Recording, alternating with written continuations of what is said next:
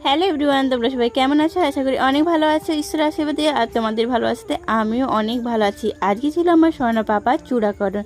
তো আমি সেই ভিডিওটা ছোট্ট একটা মিনি ব্লগের মধ্যে তোমাদের সাথে শেয়ার করছি। আর চূড়াকরণে অনেক কিছু নিয়ম আছে, তোমরা কে কোথা থেকে দেখছো অবশ্যই কমেন্ট করবে। আর তোমাদের চূড়াকরণে কি কি নিয়ম থাকে তোমরাও কিন্তু আমাকে জানাবে।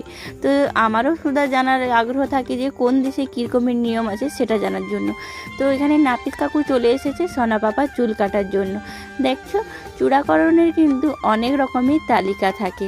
তো আমাদের এখানে বিভিন্ন রকমের নিয়ম আছে, সেগুলো ভিডিওর মাধ্যমে তোমাদের সাথে কিন্তু শেয়ার করব। ও এতটাই নড়াচড়া করছে, ওর পিসি কিন্তু দেখো ওকে পুতুল নিয়ে দেখাচ্ছে, তবুও ও কিন্তু ছটপট করতে আছে। দেখো আমার সোনাবাবুকে কত কিউট লাগছে না? আর খুব খারাপ লাগছে ওর চুলগুলো যখন কেটে দিচ্ছে, কারণ ওটা জন্মচুল, যেহেতু ওটা কাটতে হয়। তারপর বড় মা গিয়েছিল ভক্ত সেবাতে, অর্থাৎ ভাগবত পাঠ শ্রবণ করতে। সেখান থেকে মালা দিয়েছিল বড় মা, সেটাই মালা দেখাচ্ছে। ও তাতেও ছটপট করছে আর মালাটা নিয়ে খেলা করছে। এপাশ থেকে নাপিত কাকু ঝটপট করে চুল কাটার জন্য চেষ্টা করছে। তো যা হোক, পিত কাকুর চুল কাটা হয়ে গেছে। আর আমাদের এখানে নিয়ম আছে, আলু, বেগুন, বাঁধাকপি, চাল আর 501 টাকা একটা শাড়ি কিন্তু প্রথম চূড়াকরণ করলে দিতে হয়।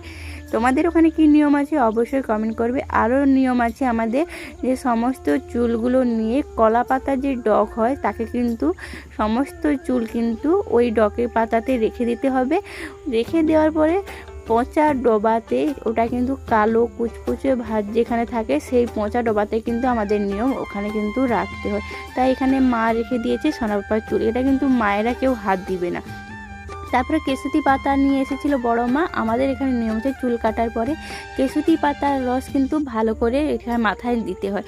কাকবাঁধি দাদাভাই ঝটপট করে কেশুতি পাতার রসগুলো কিন্তু আমার সোনা পাপার মাথাতে দিয়ে দিয়েছে। অবশ্যই তোমরা কমেন্ট করবে আমার সোনা পাপাকে নেড়ু হয়ে কি লাগছে, আর তোমরা কোথা থেকে দেখছো সেটাও কমেন্ট করবে। বাই।